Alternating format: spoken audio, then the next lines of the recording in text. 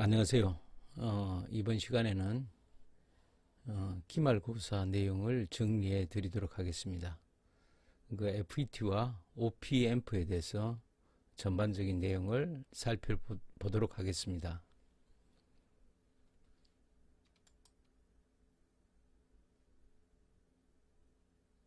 자, 먼저 FET에 대해서 이제 알아볼 건데요. 자, 여러분들 트랜지스터라는 것은 뭐다? 한마디로 정의하면 베이스의 전류에서 콜렉트 전류가 제어되는 회로다. 그렇게 볼 수 있습니다. 즉 베이스의 전류의 베타배가 콜렉트에 흐르게 되는 거죠. 이제 활성 영역일 때죠. 뭐 더 이상 흐르지 못하도록 여기에 저항으로 막혀 있다면 포화가 되겠죠. 그런데 여기 보면 베이스와 이미터 사이에 일단 전류가 흘러야 제어가 됩니다. 전류가 흐르기 위해서는 베이스의 PN 접합명에 접합에 0.7V 이상이 걸려야 전류가 흐르겠죠. 그래서 기본적으로 0.7V가 걸리면 이제 전류가 흘러서 이 베이스 전류의 베타배만큼 콜렉트 전류가 흐르게 되는 게 트랜지스터죠. 반면에 FET는 뭐냐면 베이스는 전류에서 구동되는데 이러다 보니까 전력 소모라든가 여러 가지가 있으니까 전압에 의해서 구동되는 소자가 바로 FET입니다. 필드 이펙트 트랜지스터. 필드는 일렉트로닉 필드입니다. 전기장에 의해서 그 효과에 의해서 이제 제어되는 소자죠. 전기장이 생기려면 반드시 이제 전압이 인가돼야 되겠죠. 전기장이 생기고 전압이 인가되는 데는 도체로 연결되면 안 됩니다. 그래서 전류가 직접적인 전류는 흐르지 않도록 해야만이 이제 필드 이펙트 전기장이 생기겠죠. 물론 전기장이 생기게 되면 반드시 이제 콘덴서 같은 역할이 됩니다. 그렇게 되면 이제 충전하고 방전하고 해야 되겠죠. 그래서 충전 전류, 방전 전류 정도의 전류는 흐르게 됩니다. 전류가 전혀 흐르지 않는 것이 아니고, 그래서 전압이 인가되면 그 전압까지 이제 찰동안 아주 짧은 시간이겠지만 이렇게 전류는 흐르게 됩니다. 그러나 원칙적으로는 이제 전압에 의해서 제어되는 소자죠. 전압에 대해서 제어되려면 일반적인 저항과 같이 PN 접합 같이 이렇게 전류가 흐르면 안 됩니다. 전류가 안 흐르게 하기 위해서 이제 역방향으로 전압이 걸렸을 때는 전류가 흐르지 않겠죠. 그러면서 전개가 만들어지게 됩니다. 그래서 FET는 게이트의 전압에 의해서 생성된 전개에 의해서 드레인과 소스 사이에 전류가 제어되는 거죠. 결국 FET는 게이트 전압에 의해서 드레인과 소스 사이에 전류가 제어되는 겁니다. 그래서 무슨 얘기냐면 여기 게이트와 소스 사이에 역방향 전압이 걸리게 되면 여기 공핍층이 증가하겠죠. 공핍층이 증가하면 소스에서 드레인 쪽으로 가는 N형일 경우에 전자의 통로가 줄어들겠죠. 줄어들면 전류가 적게 흐르죠. 그래서 역방향 전압이 높으면 전류가 적게 흐르고 역방향 전압이 안 걸리면 그냥 도체처럼 흐르게 되는 거죠. 그래서 이 역방향 게이트 전압에 따라서 그러니까 P형에는 마이너스 전압, N형인 N채널이니까 소스에는 플러스 전압. 그럼 역방향으로 걸려서 이게 전류가 흐르지 못하죠. 전류가 흐르지 못하는 대신에 여기 공핍층이 전압의 크기에 따라 증가하게 됩니다. 그래서 이 게이트가 이렇게 원통형으로 둘러싸여져 있기 때문에 사방팔방에서 이렇게 쪼여지기 시작하는 겁니다. 이 전압을 높게 가하면 어느 선에서는 이게 막혀서 전류가 흐르지 않은 상태가 있을 수 있겠죠. 이런 상태로 우리는 핀치 오프를 하는데 어쨌거나 이 공핍층이 이렇게 공핍층이 증가하게 됩니다. 역방향을 인가하게 되면. 그래서 한마디로 FET를 설명하라 그러면 바로 게이트의 전압에 의해서 생성된 전기에 의하여 드레인과 소스 사이에 전류가 제어되는 전압 제어 소자가 FET다. 이렇게 하면 됩니다. 좀 더 뭐 상세히 설명하면 역방향 전압에서 생성된 어떤 시에 의해서 충방전 전류는 흐르게 되는 거죠. 전류가 전혀 안 흐른 그런 상태는 아닙니다. 그러니까 게이트를 구동을 시키려면 전류가 어느 정도 흐르도록 돼 있어야 되고, 특히 파워 쪽에 대용량 FET 같은 경우는 여기에 게이트에 충방전 시켜줘야만이 턴온, 턴오프가 되겠죠. 그 경우에는 상당히 많은 전류를 어느 정도는 흘려줘야 됩니다. 그러나 뭐 TR과 같이 계속 전류를 흘러주는 그런 거는 아니다 이죠. 충전되어 있는 게 방전되고 그 정도 전류가 흘러주는 거죠. 그래서 전압제어 소자다. FET는. 그래서 지난번 중간고사 때는 트랜지스터에 대한 설명이 나왔죠. 이번 기말고사에는 FET란 무엇인가 여기에 대한 설명하는 어떤 그 문제가 나갈 예상입니다. 그 다음에 FET의 뭐 종류는 여러분들이 아셔야 되겠죠. 이 상식적으로 종류가 좀 많습니다. 트랜지스터는 뭐 크게 나누면 NPN과 PNP 두 가지 형태밖에 없는데, FET는 형태가 세 가지가 있고 각 형태마다 N채널이냐 P채널이냐 이렇게 나눠지게 되는 거죠.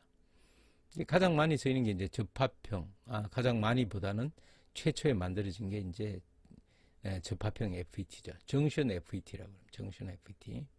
접합이 되어 있죠. 이렇게. 접합이 이렇게 되어 있죠. PN 접합으로 되어 있습니다. 자, PN 접합으로 되어 있기 때문에, 자, PN 접합의 게이트에 표시할 때는 P 쪽이 전류가 들어가서 N 쪽이 전류가 나오겠죠. 구조적으로 그렇게 되어 있다고. 그래서 P형이면 이렇게 화살표가 들어갑니다. 그래서 게이트가 P니까 이렇게 화살표가 안쪽으로 들어갔죠. 그러면 채널은 뭐냐? 채널은 드레인과 소스 연결된 채널은 당연히 N채널이겠죠. P니까 N채널이 되고, 여기는 나오니까 여기 게이트가 N형이죠. 게이트가 N형. 그러니까 이렇게 드레인과 소스 사이의 이 채널은 P채널이 됩니다. 그래서 P채널 JFET, N채널 JFET 이렇게 되는 거죠. 자, 여기서 보면 전류가 이렇게 흐르니까 게이트에 PN이 되겠죠. 그럼 게이트 전압을 플러스 전압을 인가해 줘야 되느냐? 아닙니다. 왜냐하면 플러스 전압을 인가해 주면 PN으로 전류가 흐르게 됐죠. 그러면 이 접합면에 전개가 생기지 않죠. 그냥 전류가 흘러버렸으니까. 역방향으로 전압을 걸어주면 이제 전압이 걸리겠죠. 전류가 안 흐르고. 그러니까 P형의 마이너스, 소스의 플러스, 역방향으로 걸어주면 이렇게 PN 접합의 사이에 공핍층이 이렇게 증가하는 겁니다. 이게 한 바퀴 뺑 둘러서 지금 돼 있거든요. 그러니까 사방에서 조여지기 시작하면서 역방향 전압을 높게 가하면 사방에서 이 공핍층이 늘어나면서 이 통로가 막히기 시작하는 겁니다. 그러니까 어느 정도 역방향 전압이 높게 가해지면 막혀서 이제 전류가 흐르지 않게 되는 거죠. 그래서 이렇게 보시면 됩니다. 그래서 드레인과 소스 사이에서 이렇게 채널이 이렇게 그냥 연결되어 있는 거, 여기 보면 연결되어 있죠. 이렇게 연결되어 있는 이런 상태, 이런 상태에 를 우리는 이제 JFET라고 합니다.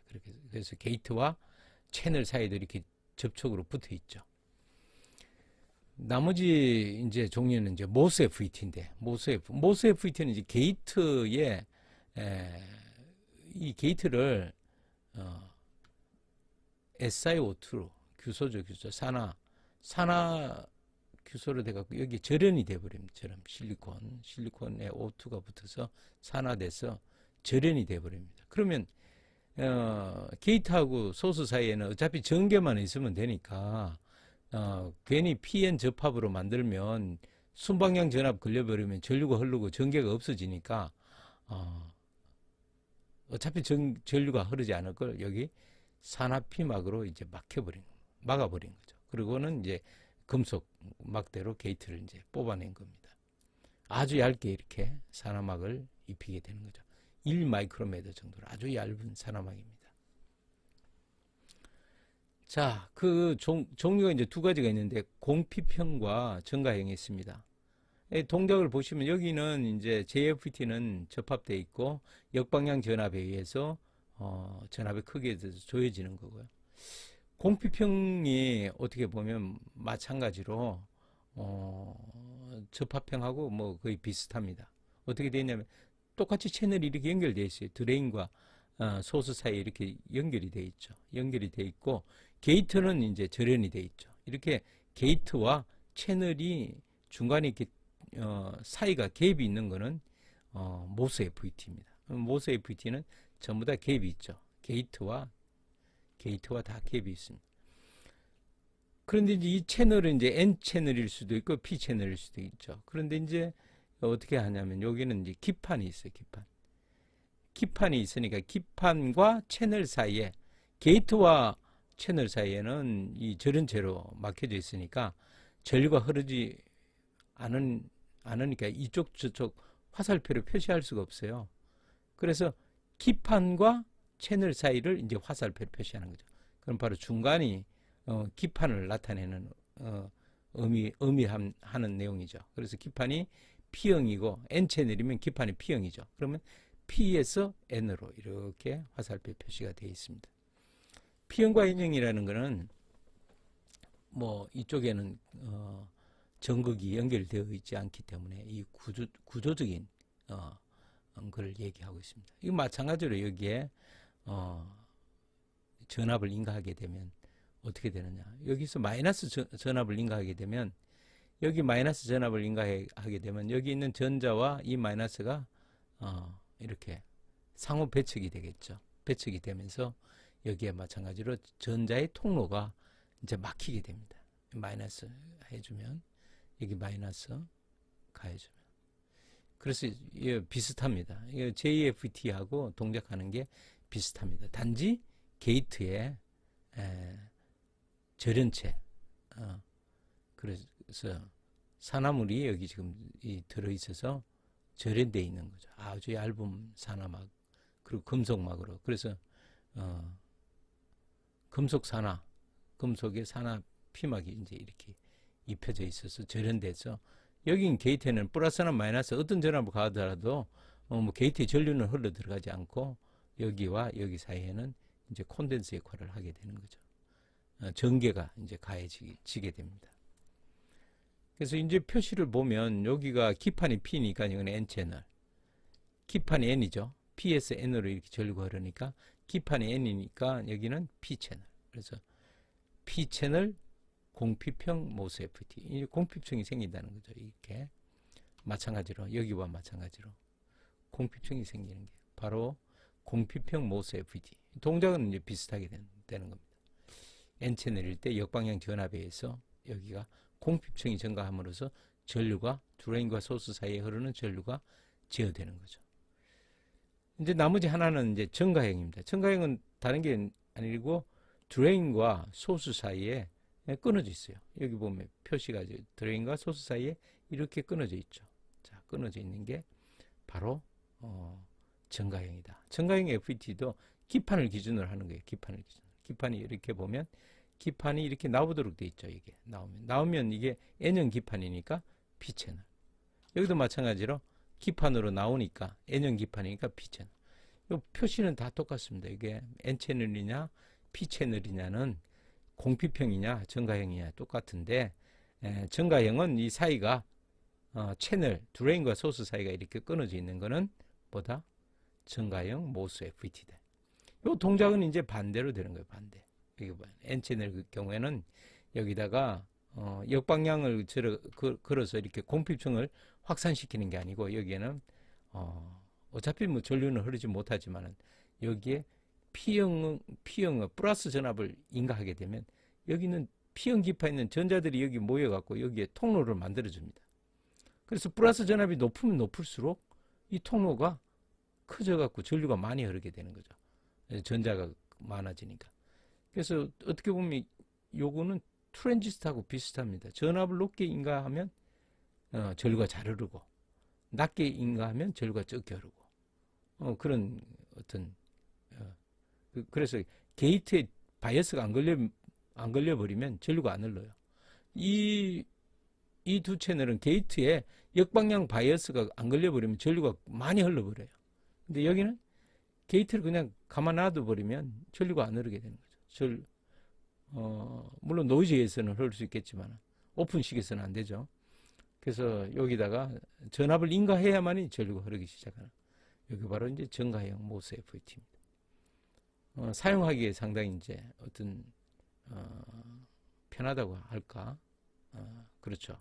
개념상 게이트에 전개를 안 가해 주게 되면 전류가 흐르지 않고, 전개를 가해주면 전류가 흐르는 그런 FET가 되겠습니다. 요 세 가지 기호들을 확실히 알아두고 기억하고 있어야 됩니다. 다음은 연산정폭기인데, 연산정폭기는 기본 개념이 확실히 알아야 됩니다. 일반 정폭기하고 이제 다르죠. 연산용으로 써야 되기 때문에 요 세 가지 특징이 있어야만이 연산용으로 사용할 수 있고, 요 또 입출력 특성을 이해해야만이 뒤에 나오는 연산 정폭기를 가지고 응용하는 여러 가지를 알 수가 있습니다. 자, 먼저 전압 이득이 무한대이다. 그럼 여기 두 입력의 차이에 의해서 이제 출력이 결정되는데, 이 전압 정폭도가 이제 무한대이기 때문에 어떤 입력의 두 단자의 입력의 미세한 차이만 되더라도 출력은 전원 전압으로, 플러스 마이너스 전원 전압으로 이렇게 박히게 되는 겁니다.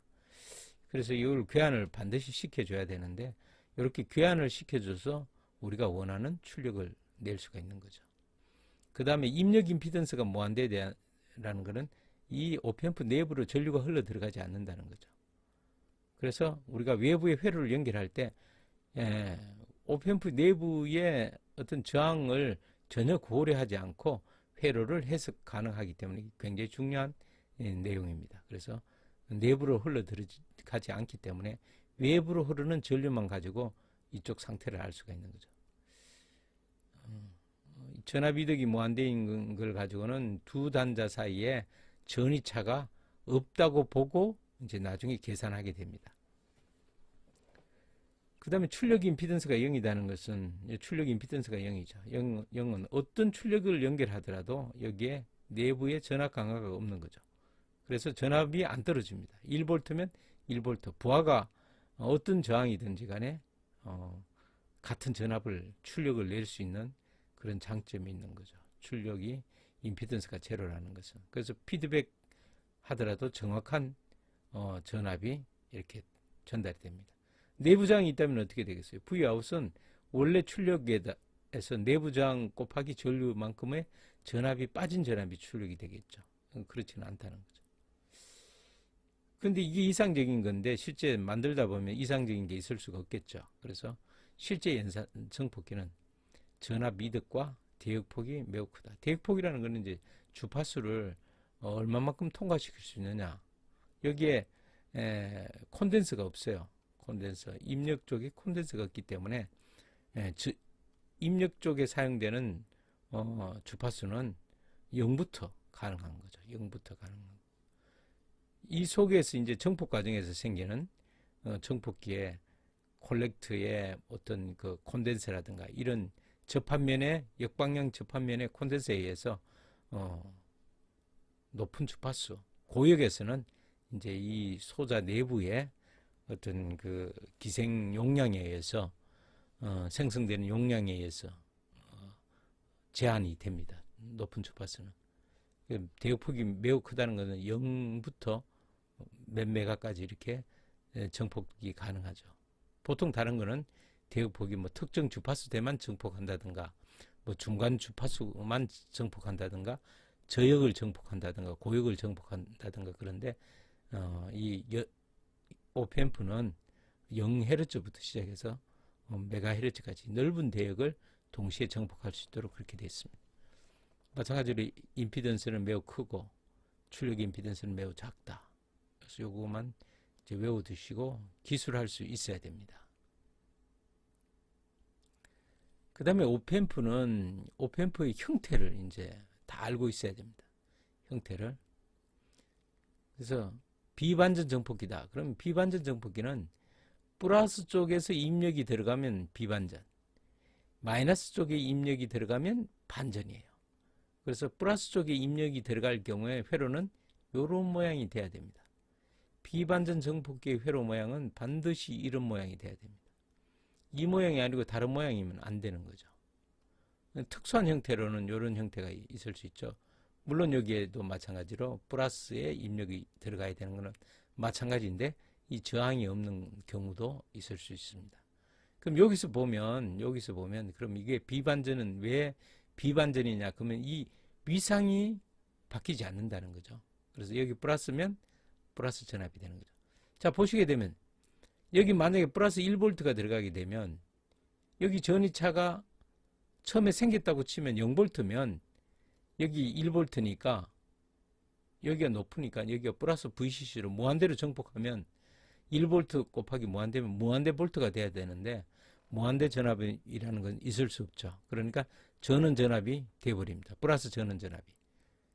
그래서 이 전압과 이 전압하고 차이가 날 수 없으니까 결국은 어디서 멈추게 되느냐면 이 전압이 여기 입력 전압하고 똑같을 때까지 멈추게 되는 거죠. 그렇게 되면 우리가 이제 계산을 할 수 있습니다. 이 전압이 여기가 1V이기 때문에 여기가 1V가 되기 위해서 어떻게 되겠어요? 이 저항에 전류가 흘러야 되겠죠. Ri에 전류가 흘러서 1V가 Ri 곱하기 전류 I를 했을 때 1V가 돼야 됩니다. 그럼 그 전류가 여기서 전압이 공급되지 않기 때문에 여기서 전류가 공급돼야 되겠죠. 여기서 이렇게 전류가 공급되죠. 그러니까 일단은 여기에 있는 전압은 입력 전압하고 똑같아져야 되는 거죠.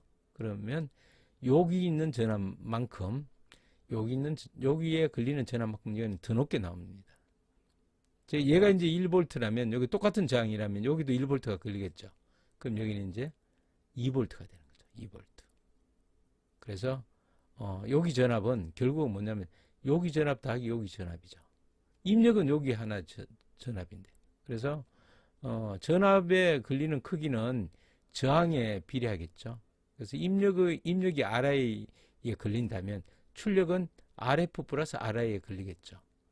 그래서 정폭도가 입력은 입력분의 출력 이렇게 하면 RI분의 RF 플러스 RI 그러면 이게 정폭도가 되는 거죠. 그만큼 정폭된 전압이 여기에 나타날 거다.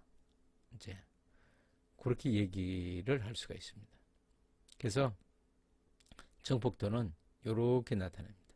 1 플러스 RI분의 RF RI분의 RF 여기에는 1이 반드시 들어있고 요거하고 요 저항이 B가 얼마냐에 따라서 플러스 돼갖고 정폭이 되는 거죠. 여기서 만약에 여기 1K다 그러면 1K에 1V가 걸렸으니까 여기도 1K라 그러면 같은 전류가 흘렀으니까 1K에 1V면 여기도 1V죠. 그럼 결국은 여기서부터 여기까지는 2V가 되니까 V아웃은 2배로 정폭되는 거죠. 여기 입력 전압이 변할 때마다 2배 정폭된 전압이 나타나게 됩니다. 자, 여기 보면 전압 플로우라는 거는 아주 특징적으로 이 입력을 넣으면 이 입력이 바로 여기 같아져야 되니까 여기 전압과 여기 전압은 차이가 나면 절대로 안 되죠. 차이 나는 순간 플러스 전원 전압이든 마이너스 전원 전압이든 그렇게 바뀌게 되는 겁니다. 그러니까 차이가 안 나도록 출력이 이제 조절을 되겠죠. 알아서 조절됩니다. 플러스로 가기 전에 조절이 되는 거죠. 근데 여기 보면 같은 여기 1V면 여기 1V니까 출력이 1V 똑같은 1V인데 그럼 뭐가 달라졌느냐? 요거는 바로 임피던스가 달라졌습니다. 어떤 여기 센서나 이런 데서 입력을 받아들이면 여기 임피던스가 낮으면 센서에 있는 전류가 이쪽으로 흘러버리기 때문에 문제가 생기겠죠. 그런데 이렇게 오펜프를 사용하게 되면 입력 전압이 그대로 연결되더라도 여기 임피던스가 무한대니까 여기는 영향을 받지 않고 그 전압을 그냥 받아들이게 되는 거죠. 그 다음에 그 전압이 여기 받아들이면 출력이 나오는데 여기 출력 임피던스가 제로이기 때문에 여기에 어떤 저항을 달더라도 똑같은 전압이 나오게 됩니다. 보아에 따라서 전압 강화의 여기 내부에 전압 강화가 없기 때문에 똑같은 전압이 나오니까 결국은 임피던스가 완전 매칭이 되는 거죠. 이쪽에는 센서 쪽 회로에 영향을 안 미치게 되고 여기는 또 어떤 회로에 연결을 하더라도 이 전압이 달라지지 않는 그런 역할을 하는 거죠. 전압 플로우라고 합니다. 전압 플로우. 이건 뭐 상식적으로 그냥 알아두고 이 부분에 대해서는 이제 아셔야 됩니다. 정폭도. 정폭도는 얼마냐?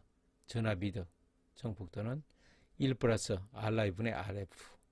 뭐 이렇게 되고 RI분의 RI 플러스 RF 이렇게 해도 되겠죠. 자, 요게 이제 V 아웃이 이렇게 되니까 뒤집게 되면 RI분의 RI RF가 되는 거죠. 자, 비반전 정폭기 요 모양이 중요합니다. 마이너스 쪽에 이렇게 돼 있고 입력이 플러스다. 이렇게 아시면 됩니다. 반전 정폭기는 입력이 이제 마이너스 쪽에 연결돼 있어요. 그럼 바로 연결돼 있지는 않고 이렇게 저항을 통해서 연결돼 있고 그 대신 이제 플러스 쪽은 이제 접지에 연결돼 있어요. 접지에 연결되기 때문에 이 마이너스 단자의 전압이 플러스하고 차이가 없어야 되겠죠. 없도록 이제 출력이 조절될 겁니다. 조절된다고. 그래서 여기에 흐르는 전류가 여기가 접지, 가상 접지이기 때문에 이 가상 접지는 여기가 전류가 실제적으로 쇼트 됐다는 의미는 아니고 이 전압이 여기 플러스가 0V면 여기가 0V가 되도록 이쪽 전압이 변함으로 해서 전류가 이렇게 흘러서 여기가 0V 되도록 만들어주는 거죠. 만약 0V가 아니면 어떻게 되겠어요? 여기 V 아웃이 플러스 VCC로 올라가든가 아니면 마이너스 VCC로 내려가든가 둘 중에 하나가 되겠죠. 왜냐하면 차이 난다면 정폭도가 뭐 안 되니까. 플러스나 마이너스 V 아웃으로 가기 전에 여기가 0V 되도록 딱 멈추게 될 겁니다. 입력이 적절한 입력이 들어왔다면. 그러면 결국은 여기는 이제 0V, 정상 동작일 때는 0V가 되는 거죠. 0V가 되면 여기에 만약 1V라면 RI에 여기 0V니까 반드시 전류가 흐르죠. 이 전류가 이 안으로는 들어갈 수 없으니까 이렇게 바깥으로 흘러서 이렇게 여기까지 가겠죠. 그러면 여기 1V라는 것은 여기가 0V니까 여기는 마이너스 전압이 돼야 전류가 이렇게 흐르겠죠. 그래서 반전이 된다는 겁니다. 마이너스 전압이 되는 거죠. 여기가 플러스면 0V, 이쪽으로 전류가 흘러야 되니까 마이너스 전압.